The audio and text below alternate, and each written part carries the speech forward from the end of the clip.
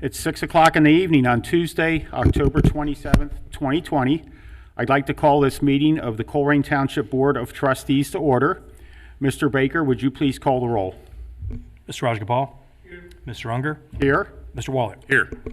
The next item on the agenda is executive session. Assistant Administrator Jeff Weckbach. Yes, I request a motion from the board that we enter into executive session in accordance with Ohio Revised Code 121.22 G2 to consider the sale of township property at competitive bidding, in accordance with Ohio Revised Code 121.22 G8 to consider confidential information related to specific business strategy and to discuss negotiations with other political subdivisions respecting requests for economic development assistance.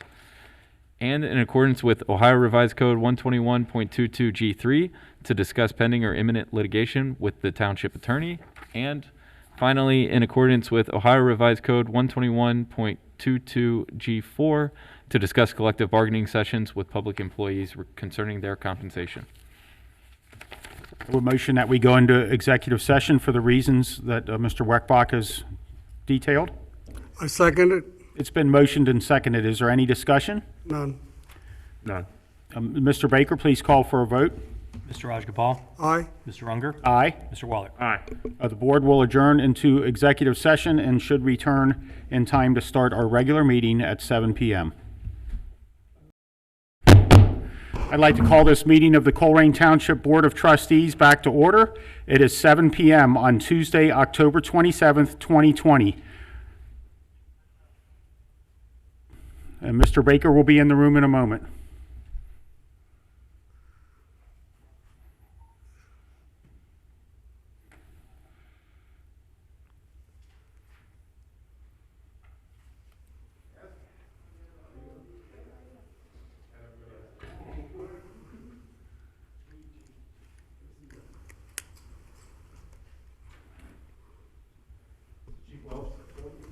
Hi. We are already in session, and I'm waiting for Mr. Baker to return to the room. I didn't realize he hadn't returned. There he is now.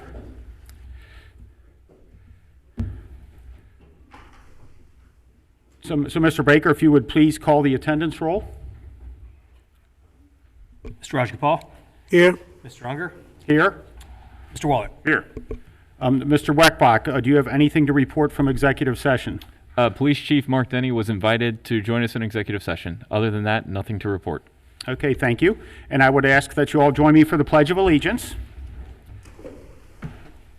I pledge allegiance to the flag of the United States of America and to the republic for which we stand, one nation, under God, indivisible, with liberty and justice for all. And if you remain standing for a moment of meditation, we live in the greatest country on earth. There's so much going on right now, and we've talked about this all year, and I think by the time we meet next, we'll finally have some answers and direction on where this country is headed. But I can assure you, it'll be to greater heights and better things. And so pray to God for the success of our nation. Amen. And the next item is the approval of minutes from our October 13th meeting. Thank you, Board. I would ask the Board to approve the minutes of the October 13th, 2020 meeting. There were a couple of corrections that you sent to me. Those were made. So I would motion that we approve the minutes from the October 13th, 2020 meeting. I second it. It's been motioned and seconded. Is there any discussion? None. Hearing none, Mr. Baker, please call for a vote. Mr. Rajagopal. Aye. Mr. Unger. Aye. Mr. Waller. Aye. And the next item is a presentation by Springdale Police Chief Tom Wells about the Colerain Police Department's help in Springdale's loss of an officer. Mr. Chief Denny, would you care to make an introduction?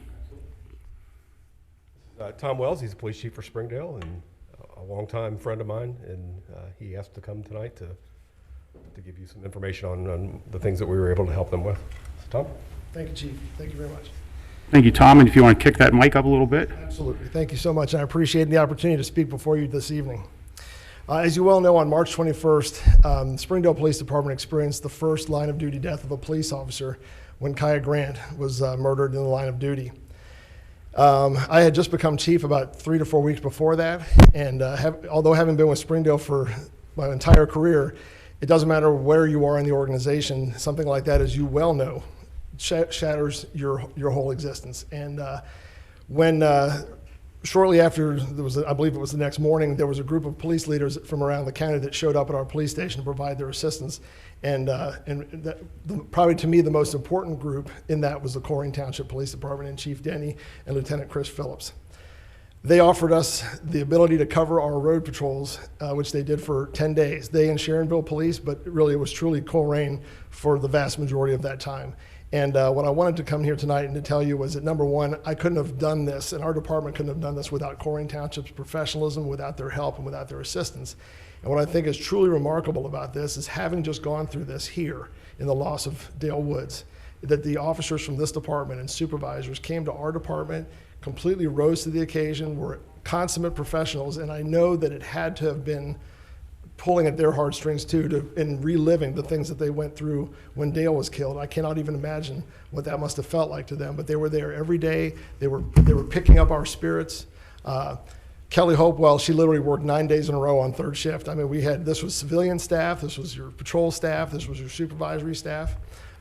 Chief Denny very kindly essentially gave Lieutenant Phillips to me. Lieutenant Phillips and I have been friends since we were in college. We were in the Police Explorer program together. Chris knows me and I know him, and we both know how the other think. And it was critical for me to have someone from the outside that I could bounce ideas off and who could tell me, hey, Tom, this is what you need to hear. It wasn't chief, it wasn't lieutenant. It was, hey, here's some of the things we went through and here's some of the things we experienced. So what we're here to do tonight as the Springdale Police Department is to say from the bottom of our hearts, thank you so much for that support. Thank you so much for that love. And thank you so much for allowing your department to step in to be there for us at a time that we couldn't have. There's no way with the, even though like this department here is a decent sized department, there's no way you can do this on your own. So with that, what I'd like to do is read and present to Chief Denny this plaque. If you could join me, Chief. It says, to the men and women, both sworn and civilian, of the Colerain Township Police Department, we, the Springdale Police Department, wish to express our sincere gratitude for the support and strength you and your department showed us and Kaya during our tragic time of need. The debt that is owed can never be repaid. Thank you, Chief. Thank you.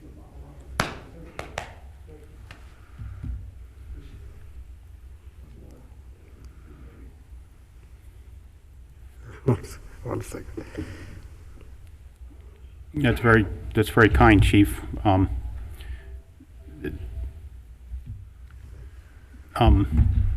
Thank you so much. That's quite a tragedy, and yes, you're correct in saying we've lived a very similar thing here.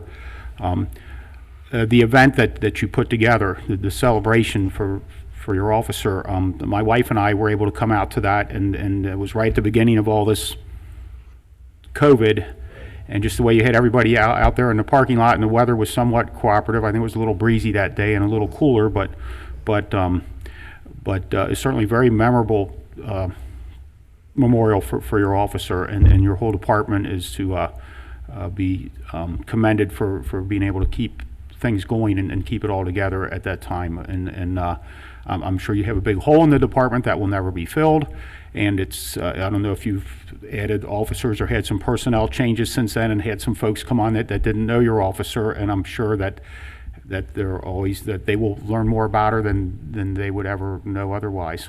And speaking for myself, and I'm sure the other trustees will have a comment, you have our deepest sympathy on your loss. It's not that old. It's still pretty fresh. I'm sure it is.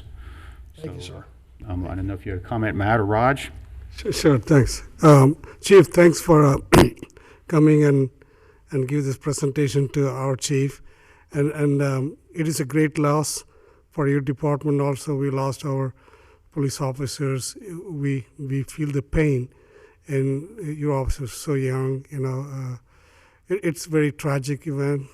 But that's the time we all get together, help each other. That's test our strength.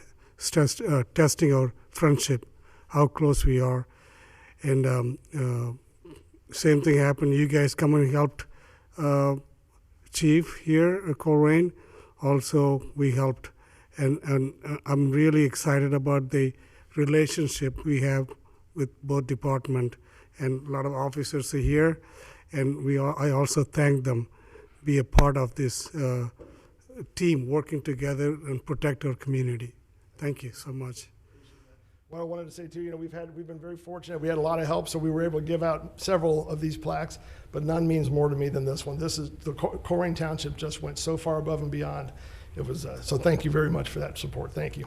Thank you, Chief. Just like, first from a functional thing, I just got a text from somebody that said we're not transmitting on Waycross right now. Okay, it's been fixed. Well, that Just won't help refresh if I your say. page and it'll come on. Okay. Chief, I didn't know your officer, but I knew of her, and it's an incredible loss. That was a superstar. I'm so sorry. So sorry for your loss. The more I hear about her, she was very active politically and in leadership. I think a UVA grad, is that right? College of William and Mary. William and Mary. Yep. I mean, William and Mary grad who comes home. She actually turned down an appointment to West Point to be a police officer. Right. Yeah. William and Mary graduates who come home to do, to help with the community. And I'm sorry, and just sorry for your loss. Thank you. I think, Matt, you have a sister that's an officer somewhere, don't you? It looks just like her. There She's you go. Korean, she's adopted. And I saw that picture of Kaya, and it was my sister, and it just really tugged at me. It's my little sister, so I'm supposed to protect her, and I just felt the pain of the family, and of her extended family. So I'm sorry for the emotions. I'm tired. Don't be sorry at all. I've shed quite a number of tears, as have my colleagues here, and I do relate to what you're saying. It does feel like you lose, it feels like you're losing a family member, and as chief, I couldn't help but feel like losing one of my kids. Yes. And just the world was just robbed of so much potential. I mean, just everything I've heard from her, from her colleagues politically, where she got involved with campaigns and stuff. This was going to be a senator or a congresswoman. It really was. I mean, and I'm so sorry for your loss, and I'm so proud of our department, Chief. Thank you. Well, thank you very much. I appreciate, and you've got some good representation from your department here. It looks like there's anybody you wanted to introduce real quick, or? Certainly, yes. So we all feel very strongly about this. Lieutenant Dale Morris here in the front, Lieutenant Rick Newman, Sergeant Mike Schultz, Administrative Supervisor Suzanne Perry, and then Detective Melissa Abel, Police Officer Kayla Justice, and Police Officer Sarah Lucan. And Sarah actually has joined us here recently. She's in field training right now. So. Great, go ahead and steal her, Mark. Hey, Chief, would you like to say something, Chief? Yeah, it's, when this happened, Chris and I both looked at each other, and the help we got meant so much to us, and we remember how that felt. There was nothing to think about. Tom's a personal friend to both of us, so we raced each other over to Springdale to try to help, but Tom now belongs to a club that nobody wants to join.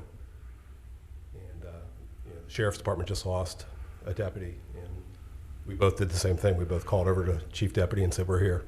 If you need us, we're here. So that's what we do. And when you get that support, it's your job to give it when the time comes. So I was honored to do it, and it's nice that he was a friend. Well, thank you again, everyone, for coming over. We Thank really you. appreciate it. And thank you for your service. And you're welcome to hang around, or we're going to go on to the next part of the meeting. You sure you don't want to stay? Hear about our strategic plan community survey results? Thank you so much. Call any time and if you need anything. And our next item is this. Okay, I'll let Administrator Weckbach talk about the next item. Yes. So switching gears here, one of the things that we wanted to do this year despite COVID and everything going on, was still to reach out to the community and try to get as much input as we could in our strategic planning process. So this year we reached out and we conducted 2 surveys. These 2 surveys were intended to model the town halls that we did last year. So survey 1 was up for about a week and a half, 2 weeks. Same thing for survey 2. As you see by the numbers there, 50 people responded to the first survey, 78 responded to the second survey. In the first survey, we really wanted to just sort of hone in and ask folks, you know, what do you want us to focus on next year? What is that big picture theme? We didn't give them much of a prompt other than, you know, what should our theme be? And it was an open-ended question, so after we got all the results back, we analyzed them, distilled them, and kind of categorized them into different groupings. And overwhelmingly, the number one thing that we heard was to develop a more prosperous Colerain. So you're going to hear that theme a lot next year.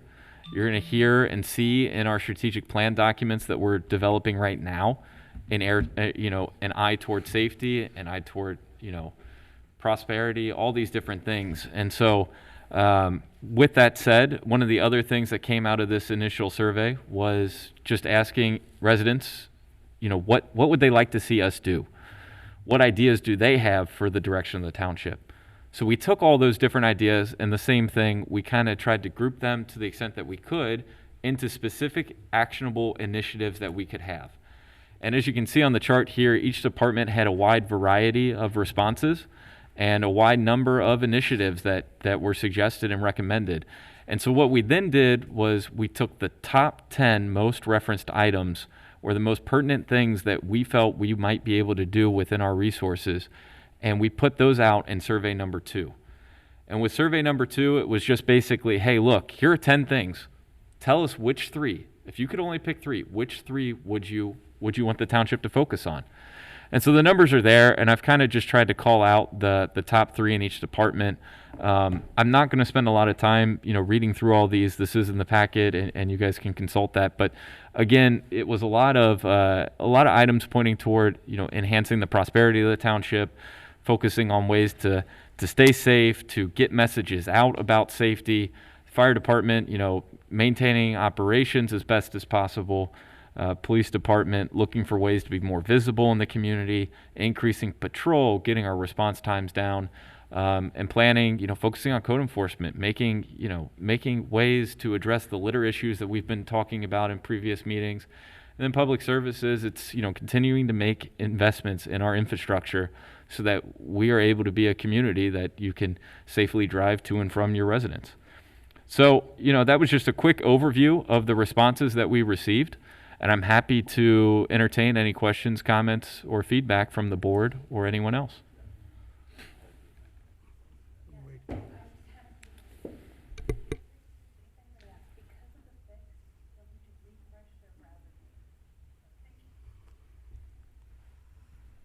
So we've been having technical difficulties. You need to refresh your browser, I'm hearing. Right. If you refresh your browser, you should be able to pick up the meeting.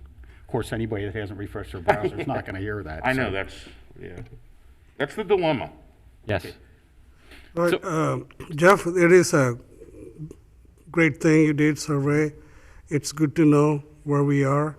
Only we know by getting the feedback. Yes. The feedback is our guiding scale. It tells you where you're doing wrong, where we're doing heading. I think we're on the same goal like we talked about a couple of weeks ago. 21, I know 20 was a mess, all this COVID, and a lot of things we could accomplish because we are limited. But 21 is very challenging. Hopefully it'll go to the prosperous. That's all people want, a prosperous Colerain Township. Everything we do will focus towards that goal. What are the prosperous? And you narrow down to very good 3 main things. That's what people expect. Is more, I always say is when you do the evidence-based program, you can be able to measure it. And this way, we can measure what we're doing. What are we doing for the best for the Colerain Township? I'm very much impressed with this presentation. Sure. Thank you. Thank you. Yeah, I agree wholeheartedly. I mean, it's a lot of challenges in doing this survey because I guess the last time we did it, it went on the road, right? There were physical, and COVID kind of, limits that. So of the 50, I don't even know if you have this, so I apologize because I didn't ask you ahead of time, but you have 50 unique respondents in Survey 1 and 78 in Survey 2. Are there just, did the 50 all, do we know, can we gauge if the 50 responded in that 78, or were there additional, more than 28 new? I don't know the exact number, but my gut tells me that there were more than 28 new. In the Okay. first survey, we asked if you wanted to be directly sent the link to the second survey to provide some contact information, and there were, maybe 10 to a dozen people that did that. So I would venture a guess that those 10 to 12 probably took both surveys, but I would imagine more than 28 new faces were on the second one. I mean, and it's interesting because this is a pretty small N number of 50 and 78 for whatever, 60,000 people, but it kind of matches what I hear in the community. So, I mean, it's an interesting kind of sample, how that sample does match. So, a lot of the same things I've been hearing. So, I appreciate that, and I think it's important that that we have that citizen push as well as the township push in the same direction, and I'm happy to see that. So, thank you. And I, looking at the survey, at those priorities kind of matched mine. Good. Which would include the increased patrols on the planning and zoning, the abatements, the neighborhood sweeps, the improved code enforcement outcomes, and so I think it's valuable information. Thank you, Board. Any other comments? No? Mike? Is that pretty much people represent from all parts of, even like Matt said, may not be a lot numbers, but this is pretty much a random sampling, we call them in the statistics.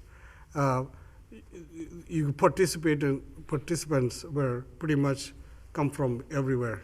I actually don't know. So we did not ask for any of that information. We wanted this survey to be as non-invasive as possible. We felt that the fewer demographic questions there were, the more likely people were to respond. So yeah, I don't know exactly where the survey respondents came from. Good. Yep. Thank you. All right, thank you, Administrator Weckbach. The next item, were you going to do that, or should we wait till Jeff comes back? Or? Yeah, I was going to recommend that we push that to the next board meeting and have him do that presentation then. Okay, so the presentation by the Township Administrator about the CIC's vacant lot to side yard program, if we could put that on for November 10th, that would be great. Yes. Okay, and then we will move right along to citizens' address. We are at a place with the COVID protocols that we are taking comments via email due to the limited number of people we can have in the room, and we have two that I'm aware of. Was there any more than the two? I'll go ahead and read one, and Mr. Trustee Wallert was going to read the other. Yeah, those are the only two that I'm aware of. And I'll go ahead and start, and this is from Lori McMullen. Good evening. First, let me start by saying the veterans banners flying high on Colerain and Springdale look amazing. I'm so proud to be a resident in a community that values the sacrifices made by the men and women who have served their nation. Thanks to Mr. Chris Green and Trustee Wallert for advocating for them. Can we get an update on the Capstan house, please? We really need to close this chapter in Northbrook, as there are other houses to focus on next, such as Pippin, Niagara at Marino, and Topeka. We, meaning the trustees and administration, need to find a way to speed up some of these processes to get through the list of nuisance properties faster. Spending 4 years on Capstan cannot become the norm. We need stronger fines and/or penalties to put some teeth into our bites when it becomes necessary. In addition, in my opinion, we need to hire more zoning enforcement and blitz Colerain over the next few years, businesses and housing. It will take a strong show in force to make a substantial difference and change the narrative to something more meaningful. I'd like to thank all Colerain residents who have taken a stand against trash and litter. It takes a village, and if we want a clean and prosperous community, it starts with us.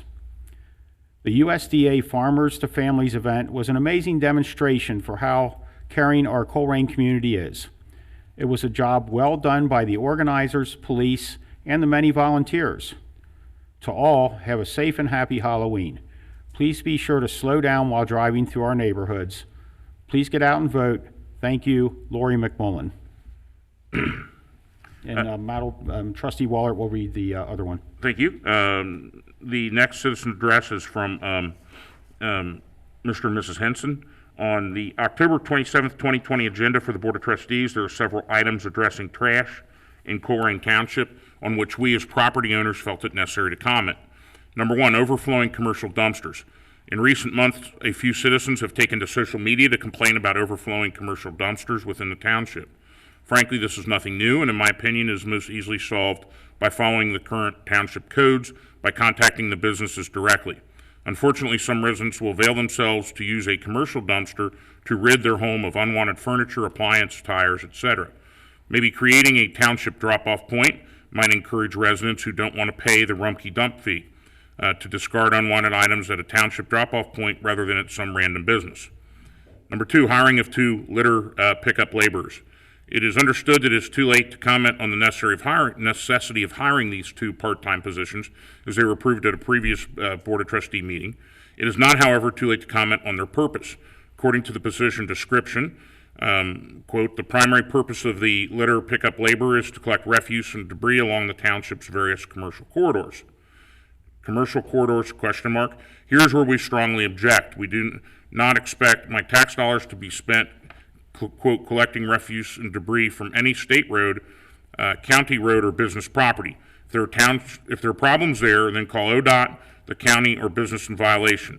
Township employees should work to better the township. If they start doing the jobs of the state or county, then the administration is doing a disservice to the township property owners by spending tax dollars outside the township. What motivates a business to do better if the township is going to pick up their trash for them, thus saving them money? Who's paying the dumping fees when the trash is taken to Rumpke? Is the township going to send an invoice for service to the violating business? In our opinion, the bottom line is the new litter pickup laborers should pick up refuse and debris on township streets, township property, and township parks. Number 3, how many hours are estimated for these part-time employees? No estimate hour range is listed on the position description, so technically anything under 39 hours a week is considered part-time. Number 4, winter is coming. What are the plans for these litter pickup laborers come winter, or are they going to be considered seasonal employees? Number 5, hiring of an environmental crimes enforcement investigator. Hamilton County has an officer assigned to this task who at a recent Board of Trustee meeting said he covers Colerain Township when called about a problem. So is the illegal dumping and threats to public property and natural resources so great within Colerain Township that it requires a new full-time position? Number 6, where's the money coming from for these 3 new hires? Since they were not in the 2021 budget, what other line items are being reduced to accommodate these additions? Overall, we believe the trustees had a knee-jerk reaction to the so-called trash problem, and when they moved to hire 3 new positions. We find it ludicrous that the trustees moved to hire employees, then wrote the position descriptions and appropriated money. We encourage the trustees to reach out to ODOT, Hamilton County, and Colerain business owners for partnerships in solving trash problems, and further encourage the trustees to reevaluate and reconsider the problems, solutions, and goals before committing any more township tax dollars. Respectfully submitted, Gary and Christine Henson. Thank you, Trustee Wallert, and I believe that was the only 2 public comments that we had. Yes, sir. So we will move into trustees' report. Would anyone care to go first, or I can? It doesn't matter. If you want to go ahead.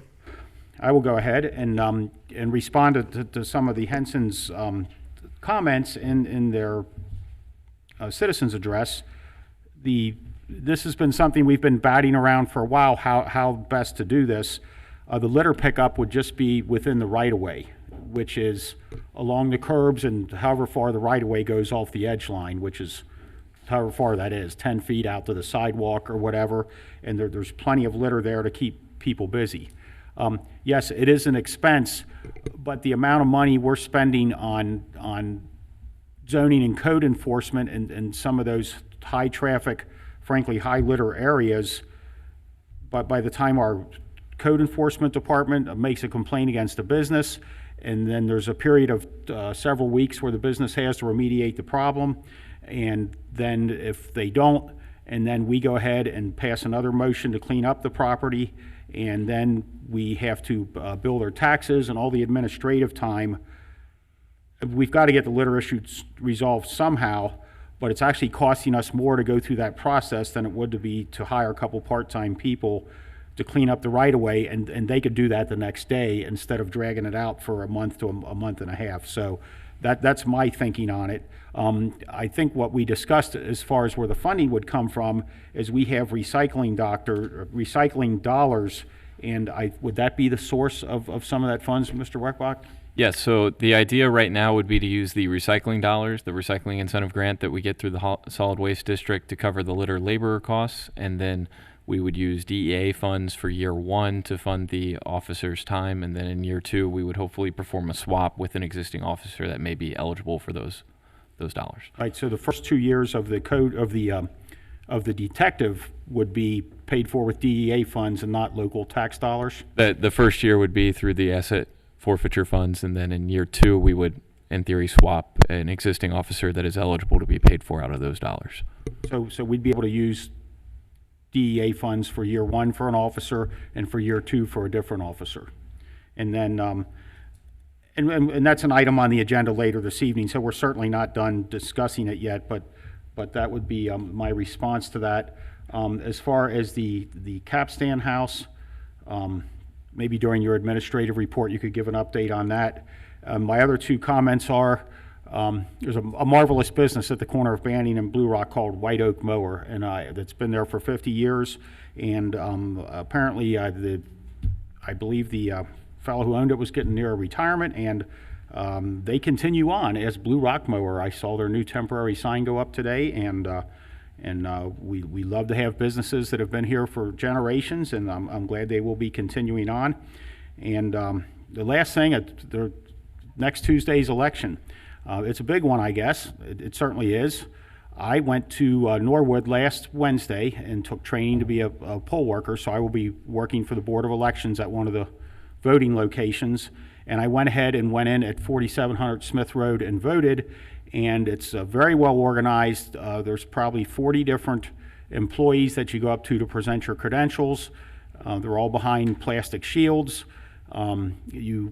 They generate your ballot, and there's probably 100 little desks where you can fill out your ballot at, and you can scan it right there. So for those that aren't sure that they'll get out on November 3rd, you can go to the Board of Elections if you're on Norwood Lateral and get off at the exit that's called Montgomery Road. When you get to the top of the ramp, you're not on Montgomery Road, but just take a right and go south a little bit, and you can't miss it. There's plenty of signs, and I think the Board of Elections is running that very well, and that would be my report. So get out there and vote.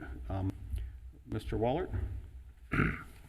Sure, I'll just add to what President Unger said. I voted Thursday, so I missed you by a day, and on 4700 Smith Road, and I think it took me longer to walk to the door than to vote. I mean, it was so quick. I was impressed, and the numbers are showing that a lot of people are voting early, and I would encourage you to exercise your constitutional right and vote early. I think they have extended hours during this week. It may be open until 8 o'clock. You can check the Hamilton County Board of Elections. I also think that they have Saturday and Sunday hours. And it's important. We are a better place, the more of us that vote, no matter who we vote for. I just encourage you to vote. Just a big thanks to everybody involved with the veteran banners. I think they look sharp out there, and I think it pays homage to what's come before us. I've often mentioned that I think we have about 1.5 times the percentage of veterans in Colerain Township in Hamilton County. I mean, it's a community that's built upon veterans. Heck, Northbrook was built upon the backs of World War II veterans. My grandfather, one of them, and it certainly makes me proud to see those out there. And I look forward to more recognition of veterans. The USDA to farmers to families, I'd like to thank everybody for pushing that as well. I understand that we served a number of families, and you're going to give somebody's going to give a report on that as well. I was unable to make that because of a school commitment, which seemed to be coming kind of hot and heavy this time of year. But sometimes you got to do what pays the bills. Just the reminder on trick or treat, please stay safe out there. You know, if you don't want to hand out candy, if you don't feel comfortable, this is the easiest solution we've got. Turn your light off.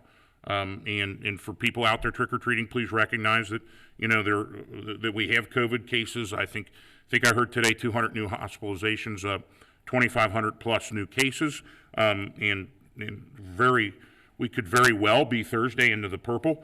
I know that we're red with a hat right now, which means that we're on the way to purple. So just everybody, please be careful. And you know, I know people are tired.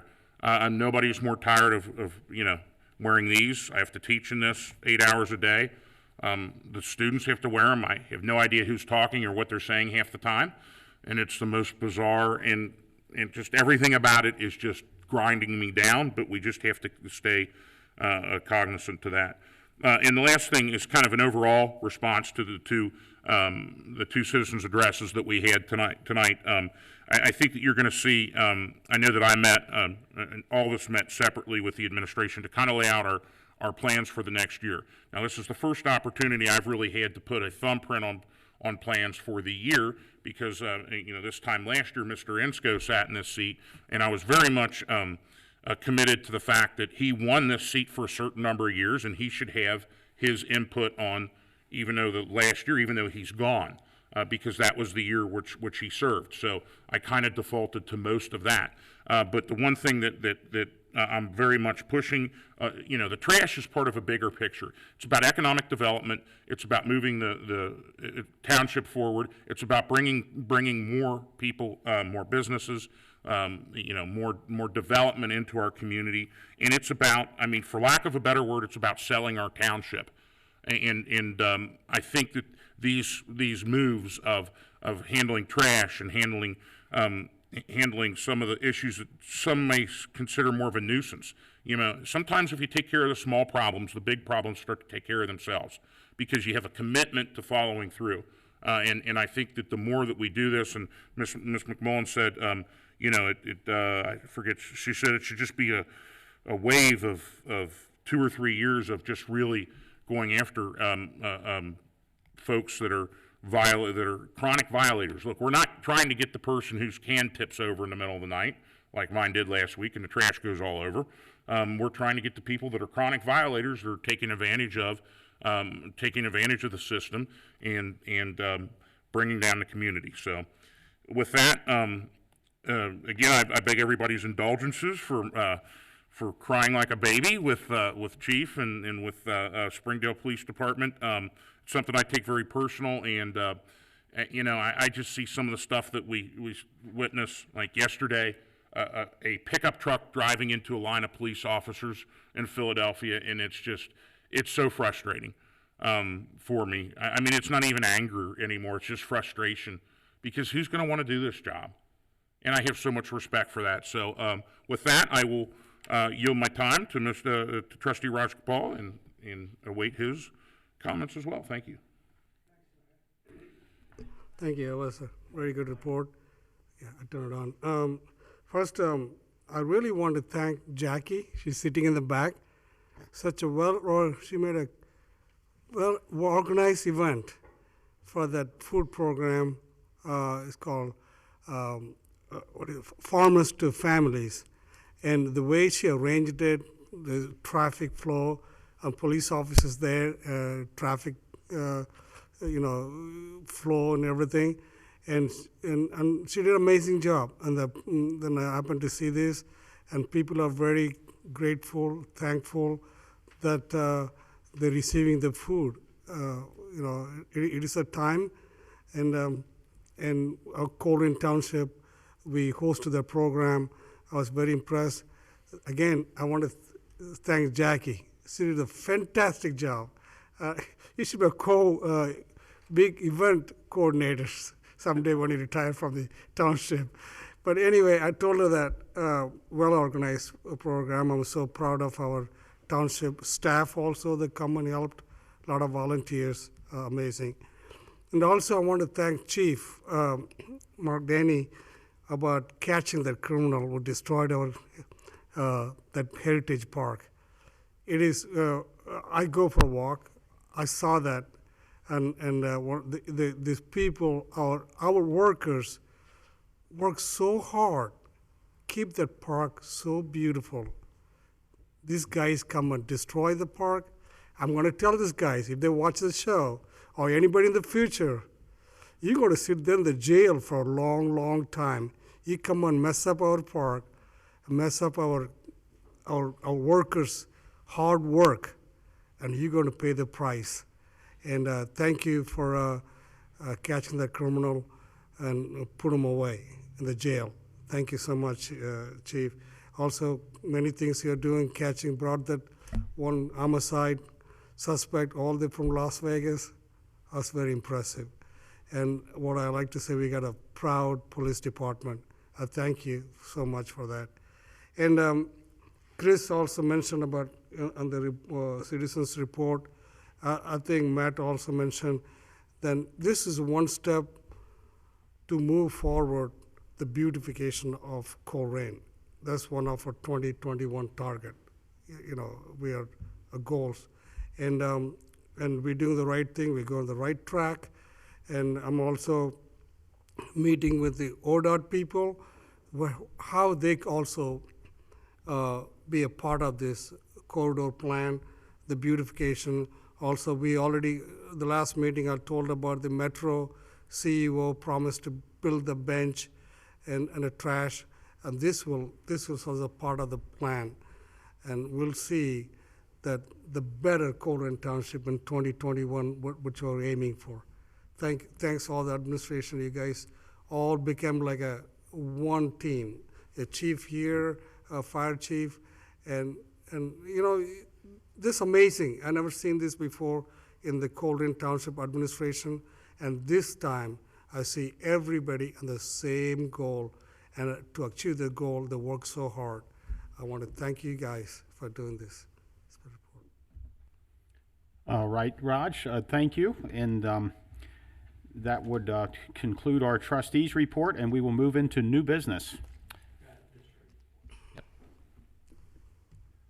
Okay, you are absolutely right. Administrative reports, Mr. Weckbach. Yes. That's item 8, and we did item 9 before item 8 to clarify that. So please let the minutes reflect that. Yes. So to start administrative reports, I'll invite Chief Alan Walls to the dais.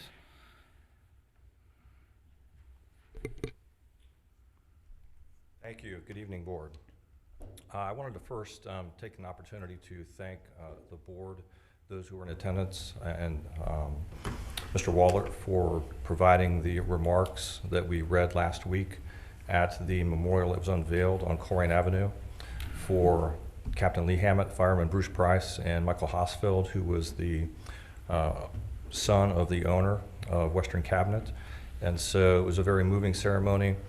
Phil Klug played a huge role in getting that done. He was very tenacious and persevered, and so I think it was very humbling to listen to the daughter of Michael Hosfeld, who was only 2 years old when she lost her dad, and then to meet the daughter of Fireman Bruce Price. And so, thank you to the Board, the administration, the families that were in attendance, and community members as well. I thought it was a very moving and wonderful tribute, and a wonderful addition to the Groesbeck part of the township.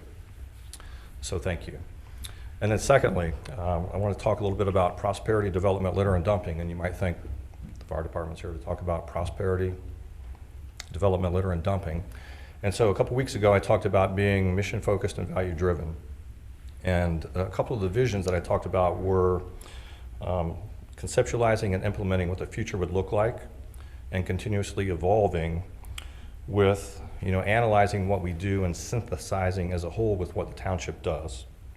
Likewise, reframing our identity and our future culture to allow us to be agile and proactive. And so, relationships and teamwork, and then communication amongst stakeholders in regards to strategic issues, as we see with prosperity, development, litter, and dumping. And then finally, building a network of partners, and that being local strategies for new approaches to providing services and symbiotic relationships.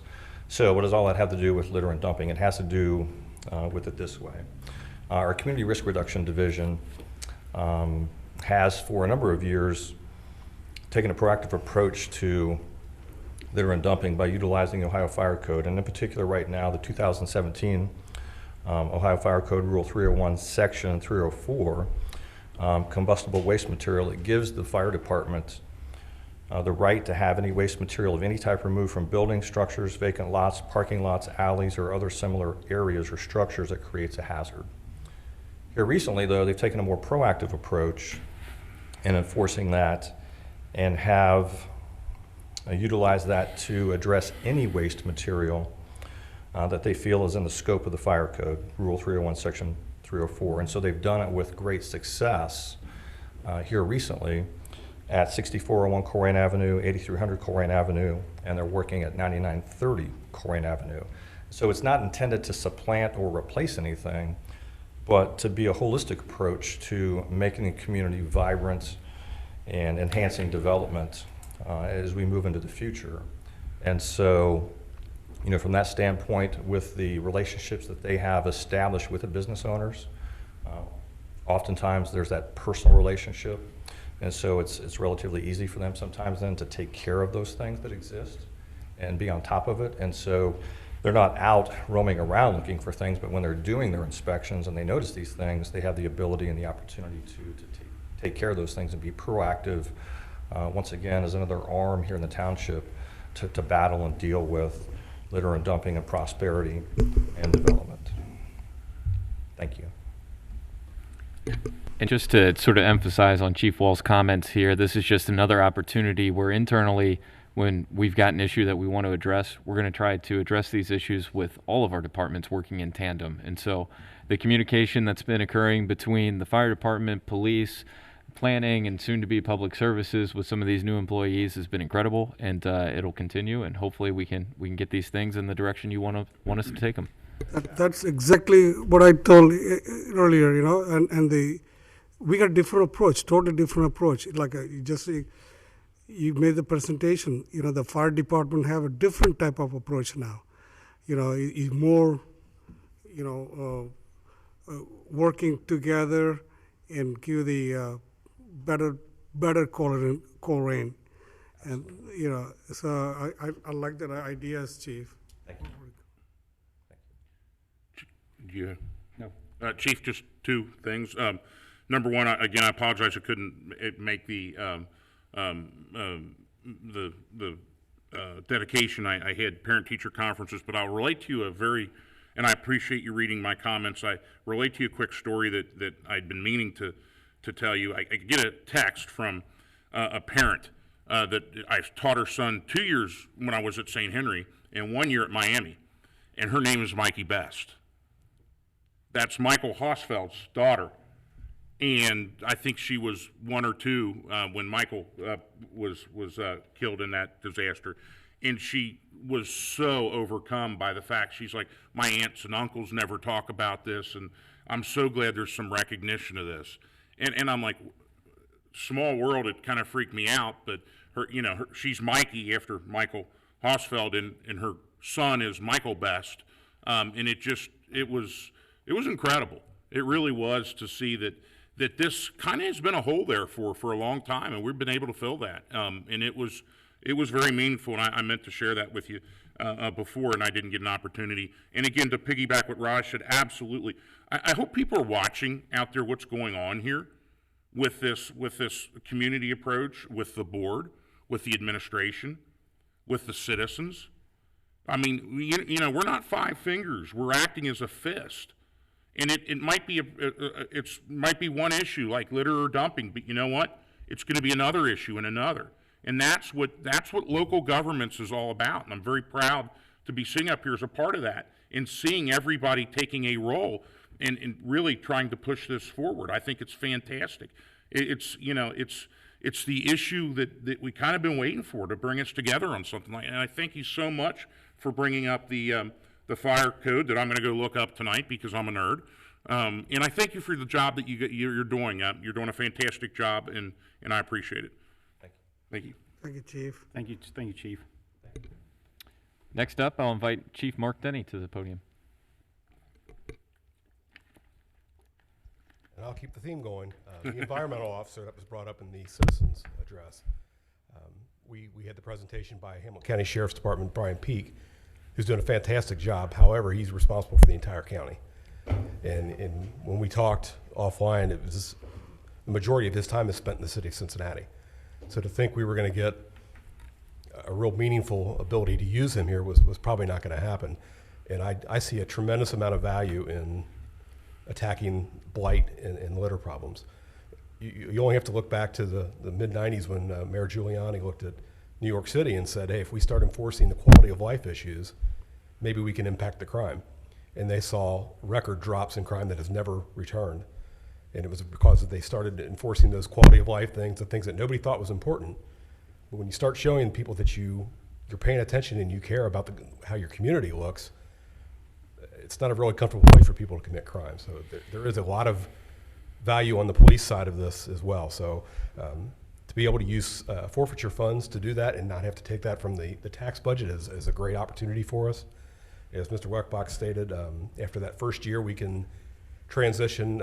We have an officer in the task force. We can transition his salary into the DEA funds and then continue to pay for that environmental officer. So I'm excited to have that moving forward. So that's that. And again, it's having one in a county this size is not going to take care of the issue. So we're going to use them as a template. We're going to use them as an ally. And we're going to work very closely with them. But we're going to tackle the stuff in Colerain and get it done.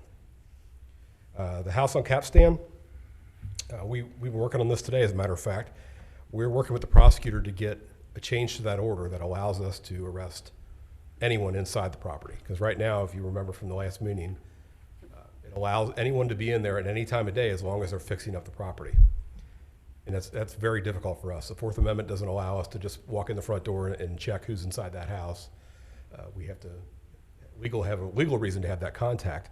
And then again, we have to find a way of proving somehow in court that they weren't fixing the property up. And what does fixing up mean? And it's not a way of getting this taken care of. So we're working very closely with the zoning department to get that order changed. Chris Cavallero is working very hard on that. So again, this is another example of the two departments working together to get a solution. So this is not dropped off our radar. We're working hard on it, but we have to do it right.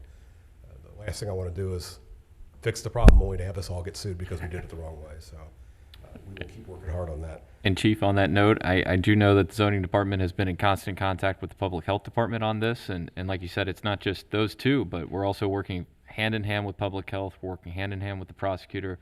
We want to make sure that we do this right because these are property rights that we're dealing with. And America is a country that is founded on property rights and things like that. And so we don't want to screw this up so that then we're stuck footing a bill for doing something improperly.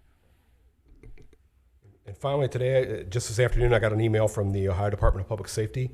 We underwent a pretty extensive audit on our OVI enforcement funds, and we had a flawless audit. They did a fantastic job. In fact, some of the comments were, the Ohio Traffic Safety Office appreciates the time and effort to ensure grant funds are being used as specified in the grant agreement, and that your documentation is kept in organized condition. Continue your excellent documentation of revenue and expenditures. And this goes back to Nancy Spears, Mr. McElravy, and Patrick Quinn, our traffic officer. They're in charge of keeping that in line and making sure those funds are spent correctly. And again, that's a very useful grant that we get, and to mess that up through sloppiness or through us not doing the right record keeping would have been tragic. But we had a flawless audit. They were very happy with us. So I'm very proud of everybody that was involved in that. Thank you. Chief, I really again want to thank you and your it's on. Your investigative team is awesome, and catching that murder suspect is not that easy, but you guys did a great job. Thank them. Bring him all the way from Las Vegas. I wanted to mention, Lock too, I him forgot up. to mention when I stepped up, is a lot of these crimes, in fact, Heritage Park is a great example, were solved because of our residents. They're telling us things and they're giving us information that we didn't have, that we would not have been able to solve that without. So, again, teaming up again as a group and tackling an issue instead of saying that's somebody else's issue to deal with is why we solved it. And thank God that we had people that were paying attention. We put it out on Facebook, and we got responses immediately. So Good. it's the credit goes to the community on that one. But yeah, the investigation, I've continued to be amazed by the work they're doing and the cases they're solving, and they just keep chugging along. So hopefully there's not much need for them in the future, but we're ready if we need it. Thank you, Chief. I'll just add, I mean, the job that, they're the closers, man. They're closing these, I come, you know, my frame of reference is more of like City of Cincinnati, where they have a lot of trouble, and I'm not throwing shade on them, it's just it's a different kind of culture sometimes with the citizens. But these things they're getting closed, and I appreciate that. I appreciate kind of the holistic approach too. I mean, you're too humble to take credit for the idea, but it was your idea to bring the drug monies to pick up litter, which I think is great on so many levels. The seized drug money to pick up litter, it's that money that was meant to do so much harm is going to do good, and I like the symbolism of it, I guess. So, but thank you and thank the entire department and for everything you guys are doing. Keep up, men and women are doing. Sorry, keep up the good work. Appreciate that. Thank you. Mm-hmm. Thank you, Mark. Next up is Director Jackie O'Connell from Public Services. Good evening, gentlemen. It's Good been a while since I've been up here, so I'm going to find my sea legs again. I got several things to report out tonight, several things of good news, fortunately, too. The first, the veterans banners, you've seen them going up. The second shipment shipped last week. And as anticipated, once people saw them going up, we filled up very quickly, and we're full. So please don't apply anymore. We are full. But I had 3 more calls today for people who wanted to get in, but we didn't have enough polls for them to get onto. So they're going up. They look great, and I can't wait until they all go up, and I'm able to tell you some of the stories behind the banners and the amount of people, the types of people that are applying, the stories that their families are sharing with us. They're simply amazing. So I can't wait for you guys to hear some of those, and hopefully we get to work with Waycross and do something even deeper for Veterans Day, and maybe beyond that, the faces and the stories behind the pictures. So we're very excited about that. Secondly, Mr. Raj Gopal mentioned the USDA Farmers to Families event. That is just a big round of applause to everybody who helped get it here, the volunteers from the community who helped volunteer. The stories, I was telling some of the volunteers out there, the police department was great in helping coordinate it. A lot of times they are at places where they get some volunteers for support, and that's it. So the level of support they got from Lieutenant Phillips and from the Public Services Department for them was a little bit overwhelming, I think, because we were there with them all day. Raj came out and loaded cars for an hour. But I was telling some of the volunteers there, normally in what I do day to day, I get the phone calls with people upset because they called last week that their pothole they have a pothole and it's still not filled, and it's been 3 days or 5 days or whatever it is, and those are the calls I get. Well, writing out how many families are you picking up for, and seeing just the sheer appreciation in people's faces and the fact that they were going to be able to have this box of groceries, it was a little overwhelming at times, a little emotional. So I was very glad to see that part of it, because I don't often get to see the flip side of that, of what we do. So. And we did serve 1,096 families with that. So that's how many boxes they had. Our event was a little bit different. The USDA contracts with Catholic Charities to provide the service. They work with the Free Store Food Bank to source the food. So we didn't know until late Friday what was actually coming to us, and we were one of the first sites. We were the first site to have protein, produce, and dairy. And this time, instead of coming in separate boxes, they all came in one box. So that was nice for the volunteers. It made a little heavy box, but they had a really nice selection of produce, dairy, and protein in there. And like I said, we were one of the first to have that in the county. So it's a little bit different program than I think anybody's ever hosted before, because this is, strange times. So the other thing, we've got the road program is finishing up, so a lot of neighbors have seen that. We've tried some preventative maintenance this year with Cape sealing. Have some mixed reviews on that, but we're going to see what happens after the winter. But we were able to save enough money during the road program that we didn't use up all of our contingency, so we're able to do more roads than we originally thought we were able to do. several roads that didn't need curb. So we just were able to pave them, so we get a little more bang for our buck. And then we're getting ready to do a road that needs curbed but doesn't need paved right now. So we're going to get that done too to help people out, to stretch it a little further going into the winter. And we've also had a lot of litter pickers lately, a lot of volunteer groups coming out. So thank you very much for everybody doing that. If people want to call in advance and let us know that they're doing it, we can provide them bags. They just need to call us back and let us know, or email me back and let me know where they put their bags so that we can pick them up in a timely manner so they don't sit there on the side of the road.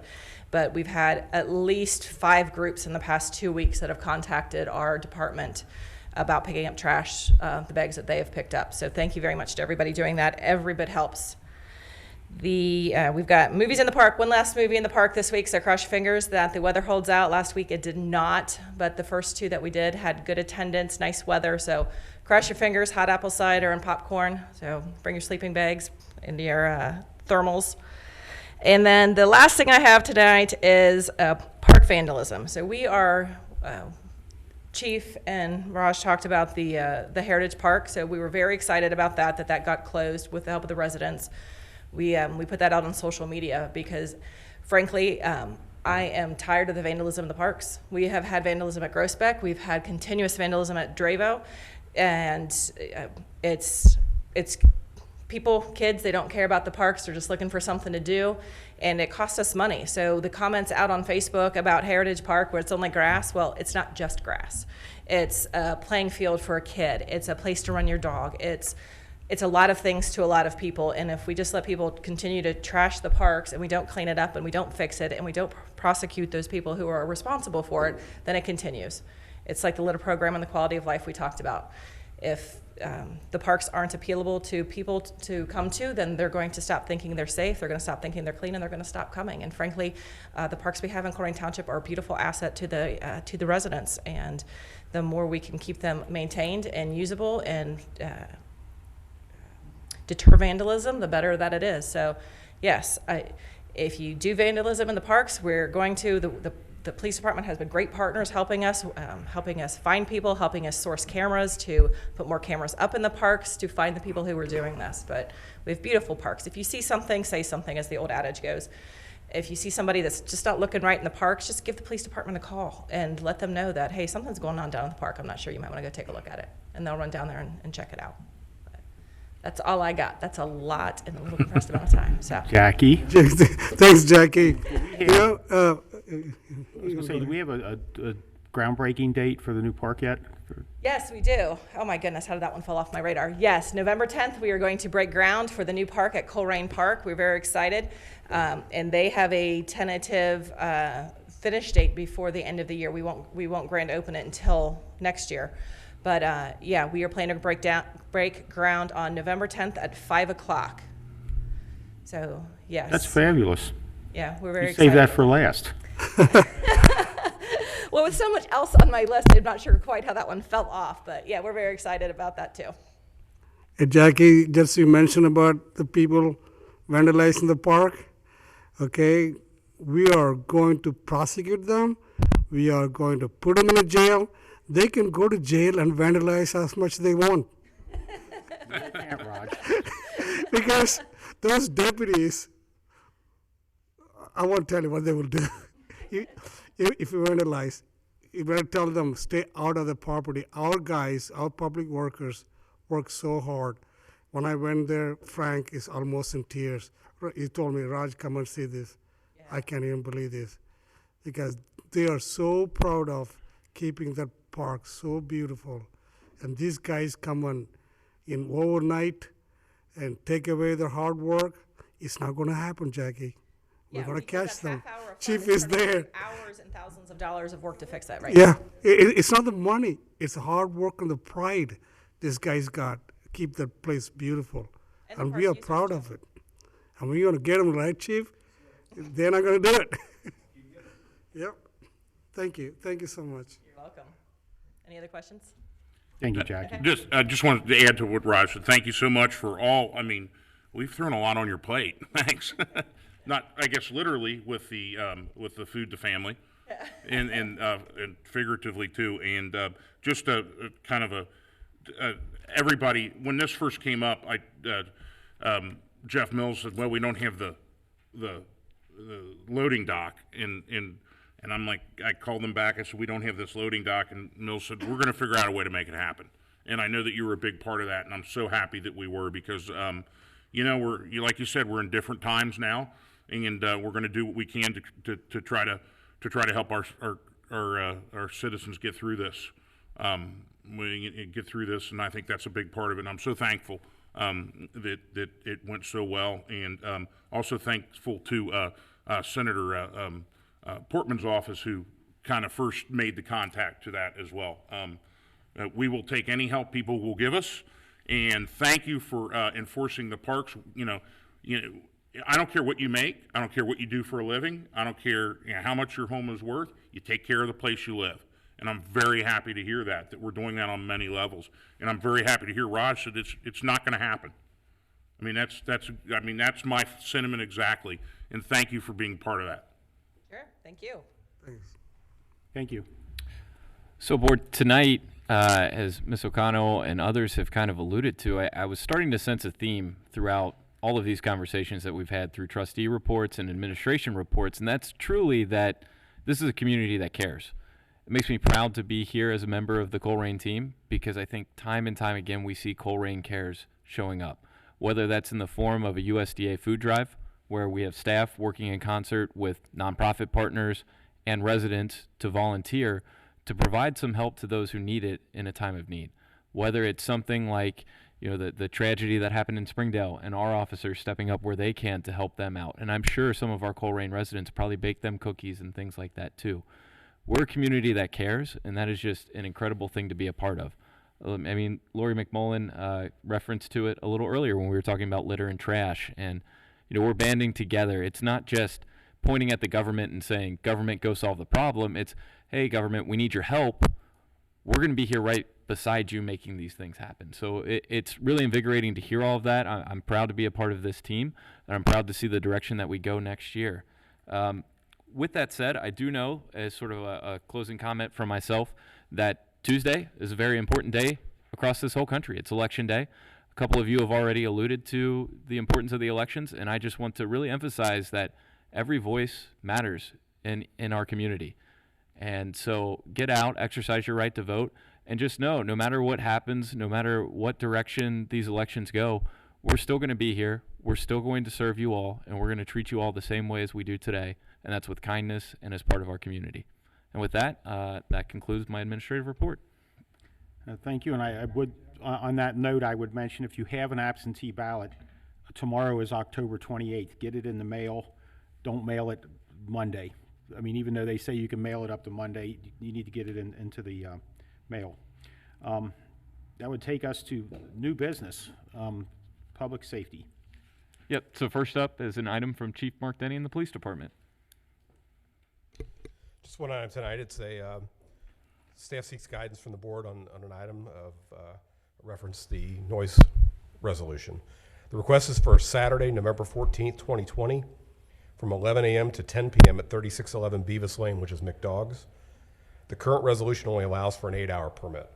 This request is for an 11-hour permit, and the event is for the Colerain Veterans Memorial.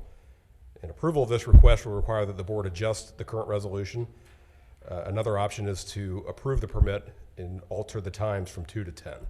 So I wanted to bring that to the board to get some direction from you on how you'd like us to proceed with that. So on this item, whoever introduces the motion, if you could be clear as to which of the options you are motioning, and then discussion from there.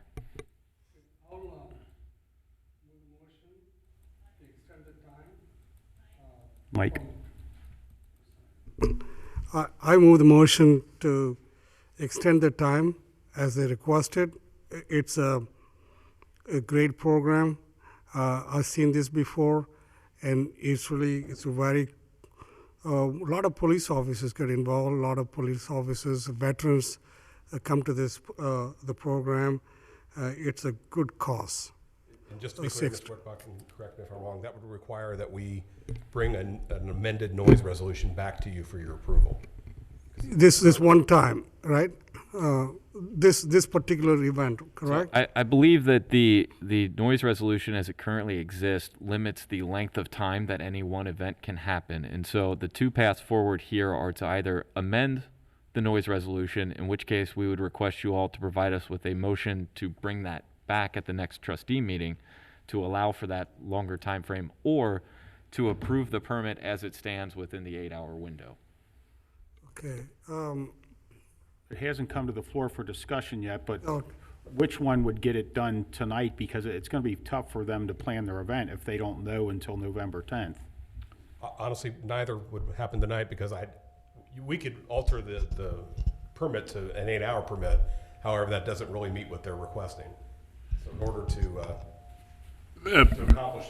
Might I suggest this quick recess? I know the individual that applied for the permit is watching us online, and maybe one of us could call him and see if that's going to screw it up. I mean, because I don't imagine that there's going to be a lot of loud music pumping out at 11 a.m. It would be 1 p.m. to 10 p.m. to fit within our 2 to 10. 2 to 10. Correct. No, November 10th is the next meeting. That's before the date of the event, correct? Right, So- right, but that gives them, what, 2 days to, I mean, I can motion for a quick recess of 3 minutes and give a call to the individual and see, I mean, that's permissible, isn't it, Mr. Solomon?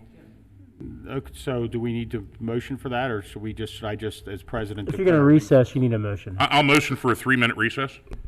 Before we go to recess, okay, I just want to make clear, the extension of the time from 11 a.m. to 10 p.m., only this particular event, or you want to make like extension time permanent? I don't think a permanent adjustment. Only this event?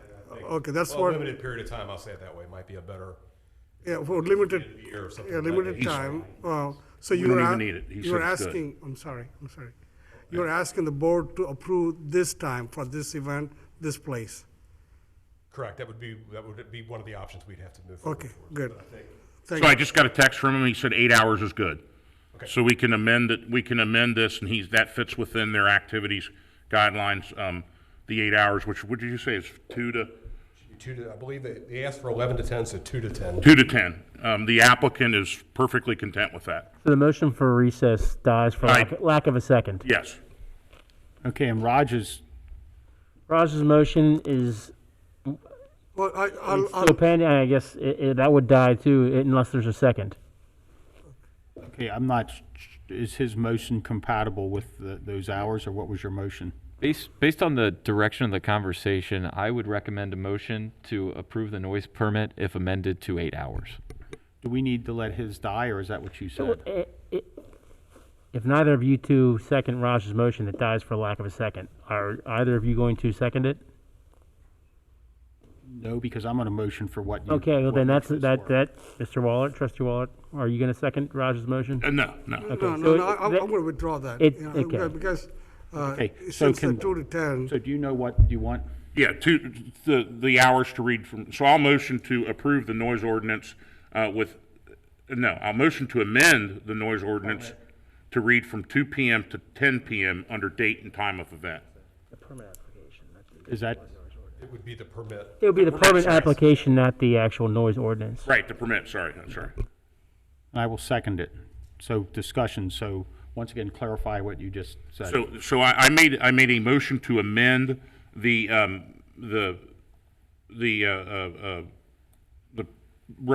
permit to read from 2 p.m. to 10 p.m. And that's Just what I voting seconded. on, yeah, and you seconded, we're just voting on the motion to amend the noise permit at this point. And as it's still on the floor for discussion, I will ask you, does that satisfy what they want? Yes, Did you have any discussion, Raj? no. Was there any other discussion? no. Please call for a vote, and is that all right, Scott, what we've done? Yeah, that's fine. Okay. Mr. Rajagopal, Aye. Mr. Unger, Aye. Mr. Waller. Aye. Thank you, Board. Well, now I'll motion to approve the amended noise permit. Yeah. We amended it, now we have to, I don't. If you need, if that's fine. I'll second it. okay, Any discussion? none. Hearing none, Mr. Baker? Mr. Rajagopal? Aye. Mr. Unger? Aye. Mr. All Waller? right. Thank you. Thank you, Board. Our next item of new business is out of the Public Services Department, and that's with Director Jackie O'Connell. Good evening again. Now I'm asking for something. What I have on the agenda is a motion to approve the purchase of capital equipment, a truck for the litter pickup crew. The rationale behind this is we don't have an extra vehicle in the fleet. We run a very lean fleet. So we don't have an extra vehicle for the litter crew to use. So I asked the fleet manager, Mike Adler, to put together a spec on a truck that would work for what I'm envisioning this crew doing, picking up litter, picking up large objects along the side of the road and the right-of-way, any other the debris that may happen. So that immediately ruled out, a gator was immediately ruled out for safety reasons because we can't take a gator all the way down Cheviot Road. And we don't want to do that on Colerain with traffic. Secondly, that ruled out a Ranger because the Ranger is going to be too small for the payload that we anticipate carrying. Thirdly, the next option was a full-size pickup truck. A full-size pickup truck, the trucks are in this weird state right now. We have a predominantly Ford fleet, and Ford is not making the F-150 right now. They're changing body type, so the only thing left is things on the lot. So that bumped us up to a larger truck with safety, with all of the safety features, because we're going to be stopped on the side of roads. We need lights, we need a lift gate. We need all of the safety features that you can think of that we would put on a normal truck, because this isn't going to be a crew that just pulls into parking lots and hops out and walks down the street with buckets. So that puts our truck right now in the $40,000 range. But this is a truck that can be used, dedicated to the litter crew, used elsewhere when needed, but that also gives us all the safety features that we need. And if we need an extra truck for something when the litter crew is not working, this truck can fit right into it. So it's not an anomaly. So I would recommend adoption of the motion for the litter crew cleanup vehicle. I'll move the motion to purchase the truck for $40,000. I'll second it to bring it in open for discussion. It's been motioned and seconded. Is there any discussion? I think this is in the wrong order. I would rather have the discussion about amending the organizational chart and roster first to see if, because for those watching at home, as you know, and you've heard me say many times, we do not discuss this stuff outside of meetings, so I haven't had a chance to talk to Matt or Raj about it. That sounds an expensive path to accomplish this, and maybe it's what we end up doing. I don't know, but that's a lot of money for a truck for this purpose when this issue, and this has always been an issue, but lately people for some reason think it's their place to just throw things out of their car, and I recognize there's a lot of litter. The times that I've gone out to pick it up, and I've been out on Colerain and Galbraith on my own time on the weekends, and I've done it for a lot lower cost than what we're talking about here. One of the things I did do was talk to a well-known member of our Colerain Chamber of Commerce and asked him about this and told him we would only be picking up in the right-of-way. We're not going onto private property, but basically from the sidewalk to the curb, and a lot of stuff ends up along the curb. And I asked him if there was chamber members that would be willing to participate just at the level of giving us multiple drop-off sites for bags of trash that were picked up by identified township employees, where we could kind of put it in the dumpster behind their business, because we're there. And I'll use the example of Colerain and Galbraith, where I've been so many times. The stuff that I've picked up there, I just took it over to Wendy's and they let me put it in their dumpster, which saves us from getting the truck and hauling it up here and taking it out to the, I guess we have a dumpster back at Public Works. So I'm not going to support this at this time, because I think we need to have the other discussion first. So of how this would come together. And like I said, I don't want to be wasting anybody's time, but the fact of the matter is the three of us haven't been in the same place to discuss it. So is there other discussion? Yeah, Jackie, putting this in the 2020 budget, right? But since the planning all this going to happen, actually, we got only almost 2 months left. Winter's coming. All these things will take place actually in 21, next year, hiring people, all this. Can you wait till 21 budget? That's up to you, how quickly you want to get this standing up, because we still have to hire staff for it as well. Yeah, so, Dane's concern is wait till everything take place then we can see what we can do 21. Meantime, I'm meeting with the ODOT people, so how they can help also. When I worked in the probation department for that, cleaning the 275, ODOT bought 3 brand-new vans for the help to pick up the litter. And Dane knows about that, how we did that. And they paid for that, brand-new vans. Maybe I can ask them if they can, since the ODOT and Colerain Avenue is involved, ODOT got a lot of money, so if they can Not if you purchase. ask them, but anyway. But it's what I'm saying, you want to wait till 21 budget? What do you think? Yeah, so I think that this is at the discretion of the board on this item. It wasn't in our original budget. I think what we were trying to do was to make sure that if we were going to stand up this group, these 2 individuals as quickly as possible, that may require us to order the equipment now, so that, in theory, by the time the hiring process is done and there are names before you, the vehicle can be outfitted and ready to go. Now, this is one of several agenda items all tied to sort of this bigger issue around the additional litter laborers and things of that nature. And so we kind of worded in the rationale here that purchase of this vehicle is certainly contingent on, the approval of the new positions, as well as the supplemental appropriations related to the purchase of the vehicle that are included in this agenda. So I don't know if that helps to address that, in our minds, if either of those other 2 options don't move forward, we're certainly not going to purchase a vehicle. Okay, gotcha. It makes sense. So I'm coming from, I don't buy new cars ever, personally, and you guys have known my cheapness. The 40,000 hit me with some sticker shock. And I'll be quite honest, it didn't occur to me, safety lights and things like that we would obviously need for this. So I guess my Let me also tell you, though, when you throw in, so, a Ranger is a much smaller pickup truck. Right? But a Ranger in this truck that is essentially 2 up from a Ranger is, the difference in cost is $3,000. Okay. So it's strange. You would think it would be substantially Right. lower. It is not, because of how the small pickup trucks are in the market. Okay. I guess my initial kind of thought was, can we get somebody surplus? I mean, it's not like we're going to be putting 100,000 miles on this, I wouldn't think.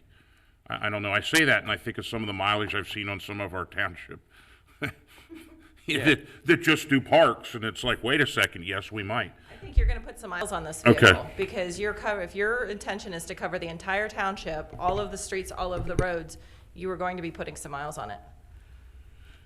Okay, so I'm not saying yes, I'm not saying no. I'm saying I want to see how the rest of this kind of plan develops before I commit to spending this large amount of money on this. I mean, And it might be I at the, completely understand. Yeah.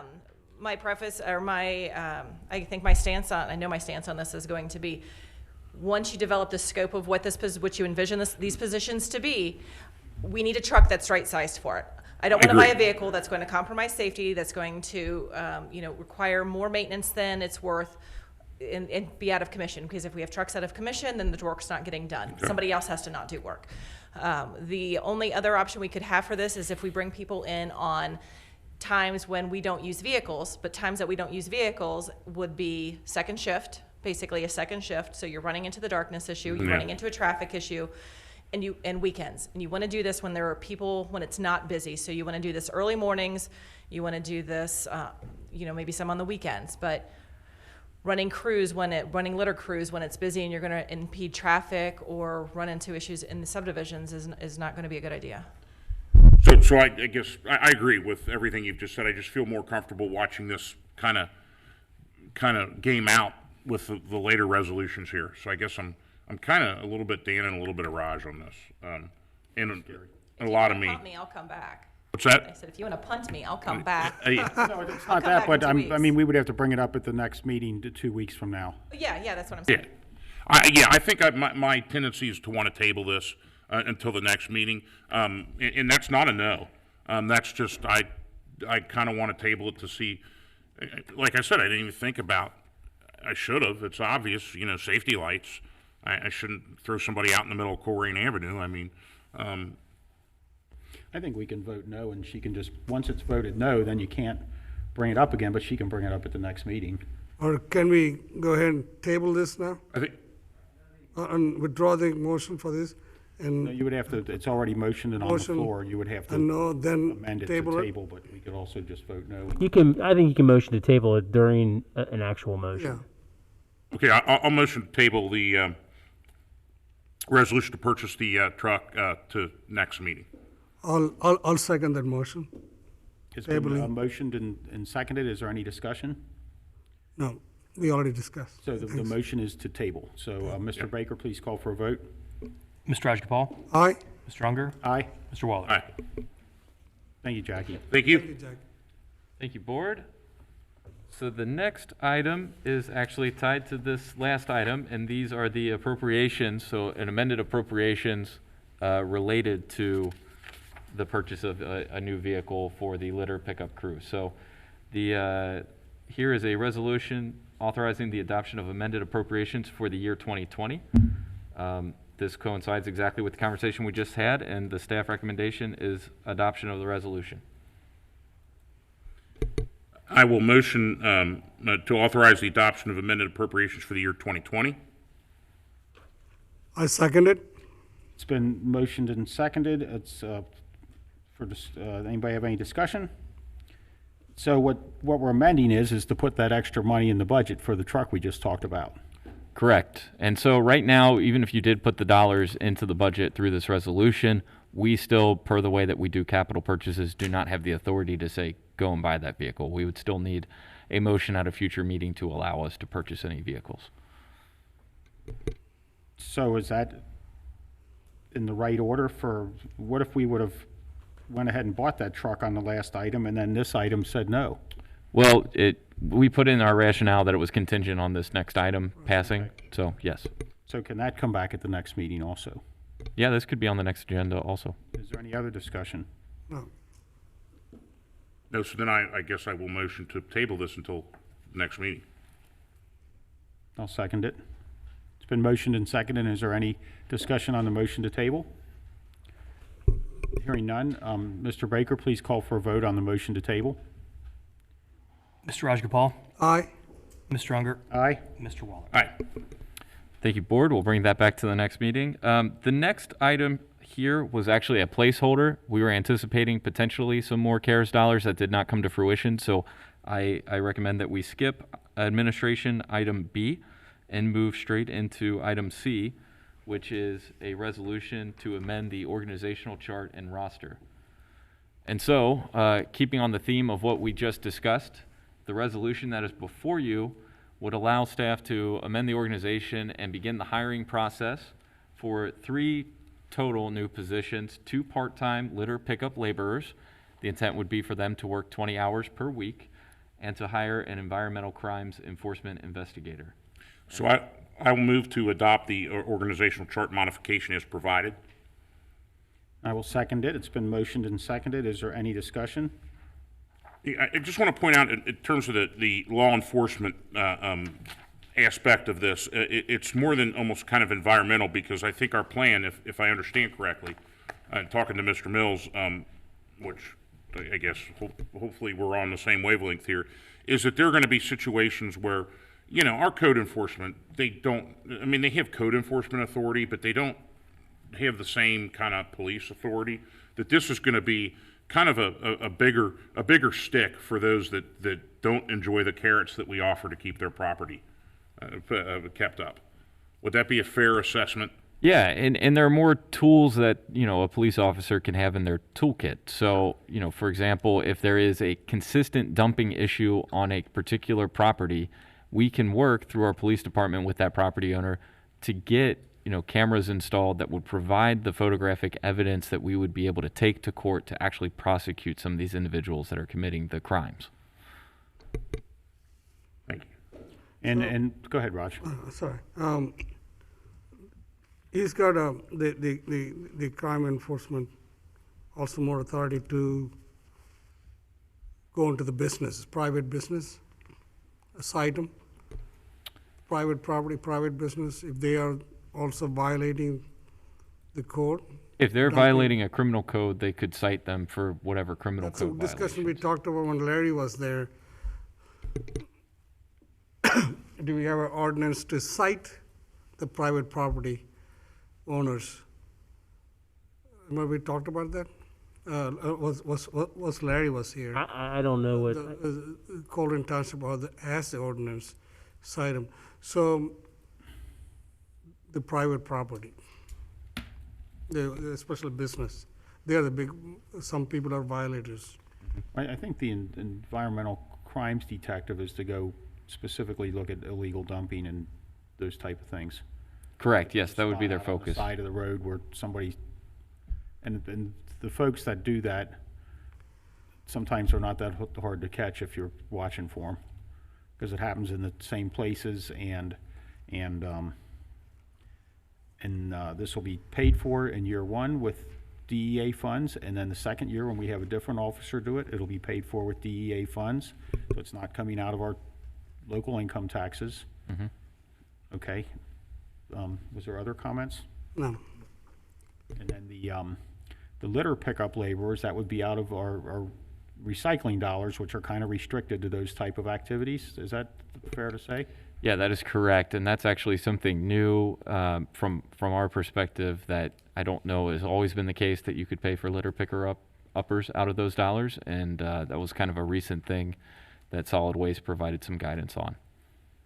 So upon approval, you would post this, and then you'd be able to, do you have a specific hire date for that, or just as soon as we get enough candidates to choose from? Yeah, so typically we try to post our jobs for a minimum of a month, and then after that month time frame, sort of elapses, then we start the process of reviewing applicants, scheduling interviews, and finding that candidate or candidates. And as we move forward through this process, that will probably take another month, and then we've got the time lag with getting something on a trustee meeting before you all for approval. So I don't anticipate having names for hire until the start of the year, and that's going to depend on the quality of the applicant pool as well. It'll be interesting to see the applicants that we get. I know there's enough people that live right here in Colerain Township that would be interested in this. So was there any other discussion? None. Hearing none, Mr. Baker, would you please call for a vote to amend the organizational chart and roster with these positions? Mr. Rajagopal? Aye. Mr. Unger? Aye. Mr. Waller? Aye. Thank you. Thank you, Board. The next item is a resolution on legislative priorities. If you recall, about a year ago, we did this thing for the first time where we solicited feedback from each of the board members, provided a sort of document that captures all the things that you all want to see encapsulated in the 2021 strategic plan. We have pulled those items based on discussion in prior trustee meetings into one resolution, and that is before you for adoption, and staff recommends adoption of this motion, or this resolution. I would motion that we adopt the resolution on legislative priorities. I'll second. It's been motioned and seconded. Is there any discussion? No. Mr. Waller? No, just thank you for putting this in memorializing this in a motion form here, or a resolution form. And it's interesting to see that, that we're full steam ahead and that we have a very consistent set of ideas of how we want things to look. And I think it gives us a list to go back to once every meeting. Are we doing this? Are we meeting these goals? I love the idea of putting it down and making it a goal for us to reach. So thank you. And it is posted online. If anyone, and it's been posted since Friday, so we certainly have been public about this. The fiscal year 21 priorities include reorganizing the organizational chart to dedicate more resources to economic development, and that's kind of just some internal staff moves. So there's no cost to that. The other items, such as develop initiatives such as the deployment of additional trees, an electric charging station, which I think you had a grant coming up for, and streetscapes, and develop initiatives to combat littering and illegal dumping. We just talked about that. Create a new, better brand for the township, and improve neighborhood health by focusing on property maintenance and code enforcement. These are all the things that have been discussed all year long, and this just memorializes it and gives the administration a set of goals. And that said, these aren't funded except for the things that are already funded with existing personnel. So as these initiatives come forward, if they require funding, that will require another vote of the board. So I intend to support this to make sure the administration has some clear direction from the trustees. That is correct. And honestly, and I'm going to step, into my public administrator, like the perfect way of doing business hat. And one of the things that's really important is for us to have different ways to communicate to the public the priorities of the trustees. And so this document gets incorporated into our strategic plan and budget book. And it is just another way that we're constantly reminding the community of the things that we're all saying we want to accomplish. And what's great is, as we saw earlier today, when we have those harmonies between what you all want to do, what staff thinks is best, and what the community thinks is best, it's great, because then we're all going to be rowing in the same boat, in the same direction, and we're going to make some great things happen. So. And great. Was there any other discussion? None. Hearing none, Mr. Baker, please call for a vote. Mr. Rajagopal? Aye. Mr. Unger? Aye. Mr. Waller? Aye. Thank you, Board. And the final item of new business is a motion authorizing the Township Administrator to execute an agreement with the Clifford YMCA for senior services. So, as you all probably know, dating back over the past 5 or 6 years, we've had a contract with the YMCA where they actually host and organize the various senior services that occur at 4300 in the community center on a day in and day out basis. While things have been a little different lately because of COVID, they have still been working hand in hand with us to provide services to the seniors in our community. That's, comes in the shape of administering our Council on Aging grant. It comes in the shape of doing small things like setting up a phone tree to reach out to, through a volunteer network, all the different seniors that are part of that community to make sure that they're all doing okay. So, this contract provides a ton of value to the community. I know every time I walk up there and programming is going on in the space, I get excited. It's just amazing to see the things that go on there. The cost of the contract is an annual rate of $60,000 per year, and I would recommend adoption of the motion. I would motion that we adopt the motion to authorize the Township Administrator to execute an agreement with Clifford YMCA for senior services. I'll second. It's been motioned and seconded. Is there any discussion? I would just add that, as you said, this has been going on for quite a while, and they do provide excellent programming at Clifford YMCA. Any other discussion? Hearing none, Mr. Baker, please call for a vote. Mr. Rajagopal? Aye. Mr. Unger? Aye. Mr. Waller? Aye. Thank you, Board. The next items on the agenda are in old business, and the first is a resolution adopting a capital budgeting policy. So this was introduced at the last meeting for a first reading for you all, and I'm happy to field any questions, but I would recommend adoption of the resolution. I would motion to approve the resolution adopting a capital policy. Second. It's been motioned and seconded. Is there any discussion? I think this is a great way to do going through the budget, and we are like we got goals set up. We got strategic goals, and like I said, now you into the best practice.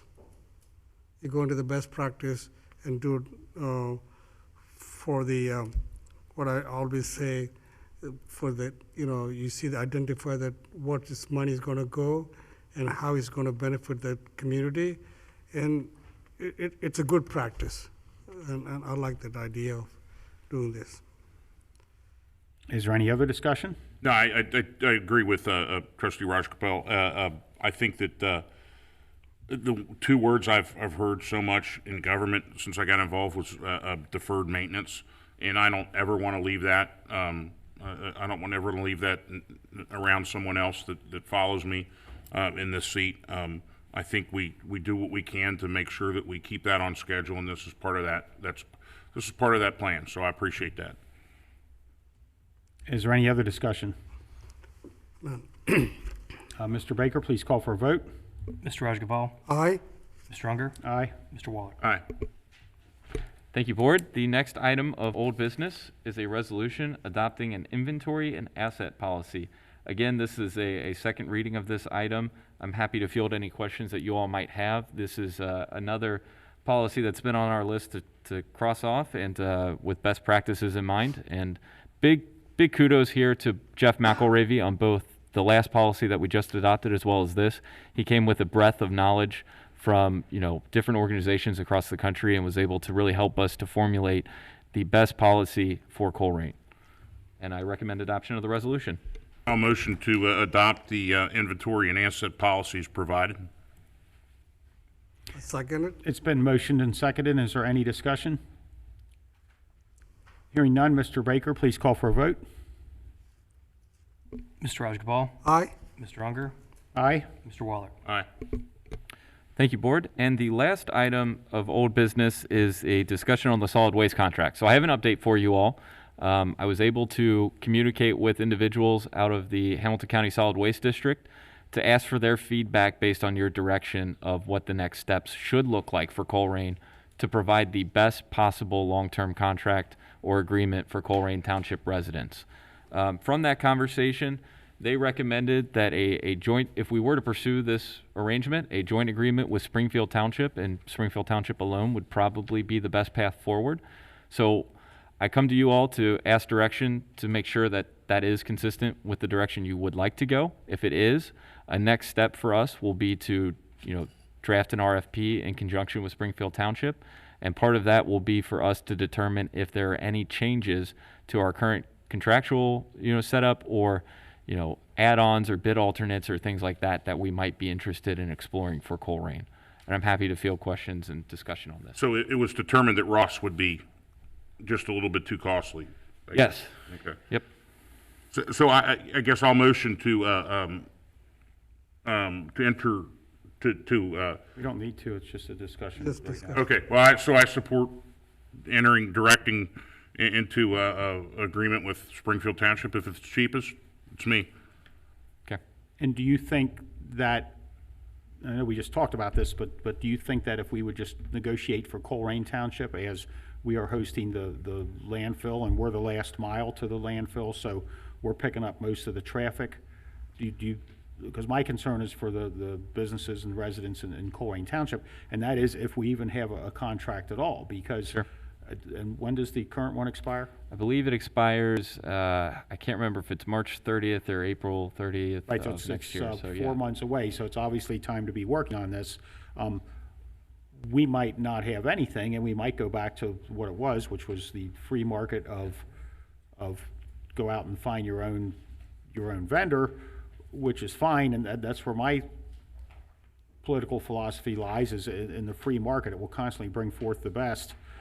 However, that said, we're hosting the landfill and a lot of traffic, and that said, our vendor Rumpke, they employ thousands of our fellow citizens, and they do great things for our community. But I would kind of like to see what and of course, if we open it up, then some other vendor could come in and bid Colerain Township also. Yes. But I would, can you look at it from two different angles, negotiate it for Springfield Township and Colerain, and then just a separate one for Colerain, or? We could potentially go down that path. So one of the things when I was speaking with the Solid Waste District that probably is sort of the give and take in this relationship with Springfield. So Springfield Township is a little denser than we are, which, when it comes to these contracts for residential waste and recycling, density is key for these vendors because it allows them to not travel as far and collect more refuse. Colerain is a little less dense because of some of the rural parts of the township. However, you are correct. We do have the landfill in the township, so the lane mileage and the driving from the landfill to the resident's home isn't necessarily as far. So it would be a risk either way, and that's part of the reason why I wanted to continue to have this conversation with you all, is to see what the best path forward is. I would hate to be in a position where, you know, we move forward with Springfield and they're anticipating that we'd be part of a joint bid with them, and then at the last minute we decide not to. So I'm trying to figure out as best possible how to move forward in the best manner. Yeah. Jeff, I remember from the last discussions, if we add Springfield, it's cheaper for the Colerain residents. That was the advice that I was given by someone from the solid waste district. Okay, so we also think about the benefit of saving money for our residents. So it would be a good idea to involve Springfield Township, which we already have the present contract. Yes. Only thing we're gonna lose is a Ross. Yes. Okay, because if we keep Ross, and it'll be expensive for the Colerain. Yes, because Ross, being in a different county, they have different, tipping fees and things like that as Yeah. part of their Butler County rates. And also, they are far more rural than Colerain is even, and so that adds to some of the costs Okay. apparently. So if it is beneficial for having Springfield Township to, a contract, I think we'll move forward for that. And, it's a Rumpke is already there, but it's not too far for the drivers to haul all the stuff, from Springfield.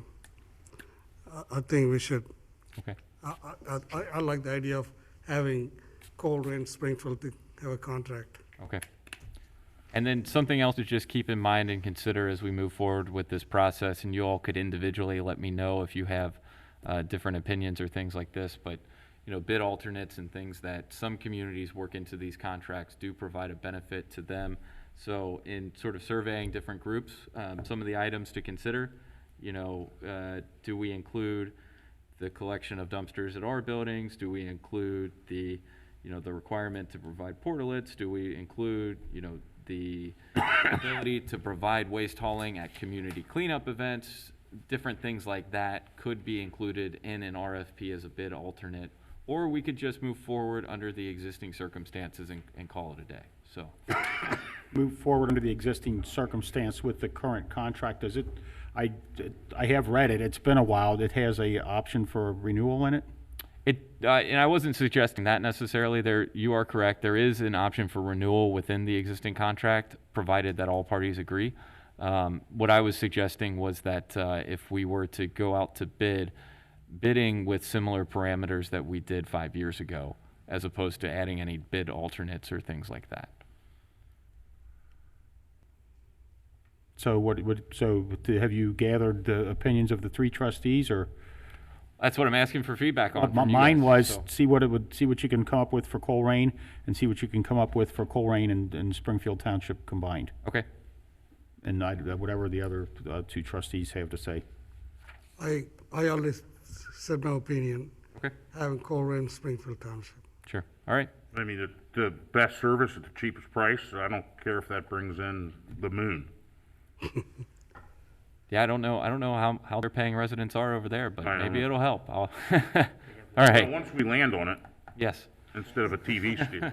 All That's right. pretty good. Well, I appreciate that, board. That does give me So direction. your timeline is you'll come back to us with more information at the next trustee meeting? Maybe not at the next meeting. I think what I'm going to do next is go back to Springfield, talk to them, figure out what our collective next step might be in terms of an RFP and what that process looks like. Last go around, we had to bring in some outside help because those bid specs are kind of specific and outside of the wherewithal of internal staff. And so, do we need to do that? Can we just work with the bid specs from last go around and tweak them to better align with issues that we need to address? You always send the contract, the last meeting, the current contract? I can resend it to you if you would like, yes. Yeah, please send that out to the 3 of us. Okay. All right, well, thank you for that discussion. Yep. Thank you, Jeff. By the way, these are allergies, nothing more. Thank you for your comments, Mr. Trustee Waller. I'm feeling pretty good the whole time. The next item is consent items. Mr. Weckbach. Yes, so tonight we have several items on the consent agenda. We have a contract with Spring Grove Cemetery for an indigent burial. We have a contract with OpenGov, which is a change order for a GIS flag that is at no cost. We have a contract with Hamilton County Land Reutilization Corporation. This is a termination of the purchase sale agreement. So for 6700 Schuster, at this point, we're not needed to be middlemen. So this would allow us to just get out of the way so the port can handle that process themselves. We have a contract with Infotech for bidding software. This is at no cost to the township. And then we have a contract with McSwain for some carpet in the police department. And recommendation is approval of all consent items. I would motion that we approve the consent items. Go ahead. It's a motion by Unger, seconded by Raj. Is there any discussion? None. And I would just like to be clear, the Port Authority still controls the land over at 6700 Schuster Court. I've gone over and looked at it. It's been 2 weeks ago, but the grass was cut at the time, and it looks so much better than it did a year ago.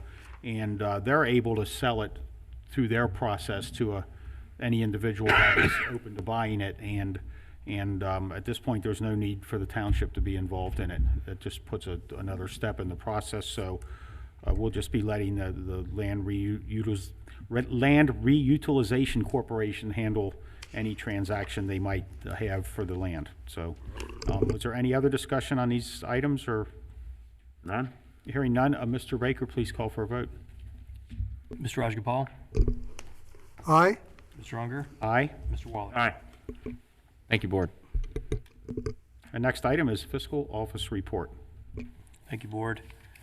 First, there are several purchase orders that are here to be signed, but also we received a liquor control notification for Cahoots Sports Pub, and the only issue there was there were previously 2 owners at 50% ownership, and now there is 1. Chief Denny nor Mr. Iona had objection to that, so that was signed and sent back to the Liquor Control Board on October 22nd. And lastly, just a brief update on where we are with public records request. We've now, since April 1st, we've filled 192, and we're now down to active 18 public records requests. So slowly but surely, we're getting that number to be completely caught up. But that's all I have. Thank you, Jeff. Thank you, and thank you for the hard work and filling all that. But before we take a motion for adjournment, I would like to extend my sympathies to the family of Dan Cottingham. I have known Dan for every bit of 35 years, and I know his wife Janet. And very sadly, Dan passed away very suddenly last week as a result of a motorcycle accident. And to Janet and Dan and Janet's children, I you have my deepest sympathy. And I just wanted to mention Dan's passing. And with that, the next item would be adjournment. Is there a motion to adjourn? It's too early for that. I'll motion to adjourn. I second. It's been motioned and seconded. Is there any discussion? Hearing none, Mr. Baker, please call for a vote. Mr. Rajagopal? Aye. Mr. Unger? Aye. Mr. Waller? Aye. This meeting of the Colerain Township Board of Trustees is adjourned at 8:52 p.m. on Tuesday, October 27th, 2020. Thank you for watching.